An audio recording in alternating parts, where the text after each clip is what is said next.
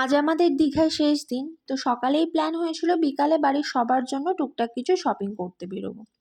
আর আমরা যেহেতু নিউ দীঘাতেই ছিলাম তাই পুরো কেনাকাটা সেখান থেকেই করেছি। আর যে দোকানে আমরা প্রথমে ঢুকেছিলাম মোটামুটি সব কিছুই ওই দোকানেই পেয়ে গেছিলাম। তো প্রথমেই বাড়ির ক্ষুদে ভিআইপিদের মন রক্ষা, তারপর শুরু হলো আমার বাবা মায়ের পার্টি বাছাই পর্ব। আর এই যে পার্টিটা দেখছো এর দাম জানো 4,500 টাকা। দাম শুনে চমকে উঠলেও পরে জানলাম এখানকার বিয়েতে নাকি এই পার্টি দেওয়ার রেওয়াজ আছে। পুরোটাই নাকি পাট দিয়ে তৈরি।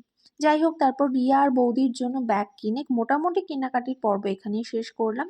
তারপর একটা ক্লিপের স্টল দেখে ভাবলাম 2-4টে ক্লিপ কিনি, কিন্তু দোকানদার মহিলা এমনভাবে তাকাচ্ছিল যেন আমি ওনার পুরো দোকানটা উধাও করে ফেলবো।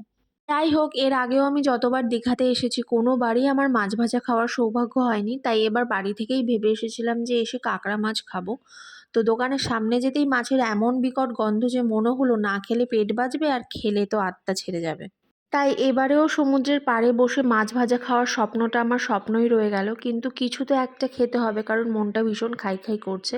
তাই চলে গেলাম একটা ভেলপুরির দোকানে আর অর্ডার করলাম 2 প্লেট পাপড়ি চাট, আর ছেলেটাও ভীষণ যত্ন করে বানিয়ে দিল। তো প্রথমে রিয়া ট্রাই করলো, বলল ভীষণ ভালো হয়েছে খেতে। তারপর আমরা পাপড়ি চাট খেতে খেতে গেলাম সমুদ্রের দিকে। আর আজকে যেহেতু উল্টো রথ ছিল তো ছোট ছোট বাচ্চারা রথ নিয়ে সমুদ্রের পাশ দিয়ে ঘুরে বেড়াচ্ছিল। তারপর আমরা বেশ খানিকক্ষণ সমুদ্রের কাছে বসেছিলাম, কারণ আর কবে আসবো তার ঠিক নেই। তো এই ছিল আমাদের বিকাল বেলাটা। তো আজকে এখানেই শেষ করছি, দেখা হচ্ছে আবার নতুন কোনো ভিডিও নিয়ে। টাটা।